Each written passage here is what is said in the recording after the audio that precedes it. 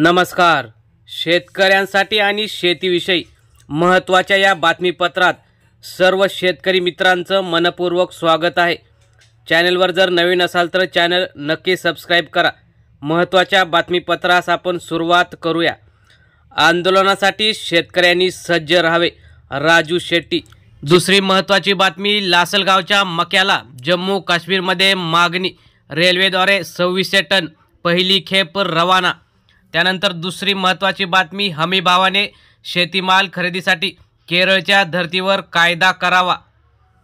त्यानंतर पुढील बातमी आहे PM सूर्यघर योजना.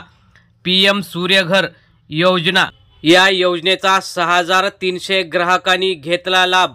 सौर ऊर्जा संच घराच्या छतावर बसवले जातात.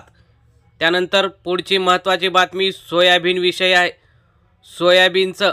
सोयाबीनचे 22 कोटी 5 लाख रुपये चुकारे अदा. परभणी जिल्ह्यात 12 केंद्रावर सोयाबीन विक्रीसाठी 12,690 शेतकऱ्यांनी ऑनलाईन नोंदणी केली असून 10 खरेदी केंद्रावर असे सोयाबीन खरेदी करण्यात आलेले आहे. त्यानंतर पुढील बातमी येते नंदुरबारमधून. नंदुरबारात शेतकरी ID नोंदणीला आजपासून सुरुवात. कृषी क्षेत्रात डिजिटल सेवांचा वापर करून शेतकऱ्यांना जलद गतीने सेवा देण्यासाठी युनिक IDचा उपयोग होणार असून त्यात शेतकऱ्यांच्या नावावर शेतजमीन असेल तरच त्यांना फार्मर ID मिळणार आहे. तर मित्रांनो, ह्या होत्या आजच्या महत्त्वाच्या शेतीविषयी बातम्या. अशाच बातम्यांसाठी चॅनल आणि व्हिडिओ नक्की लाईक करा. धन्यवाद. जय जवान जय किसान.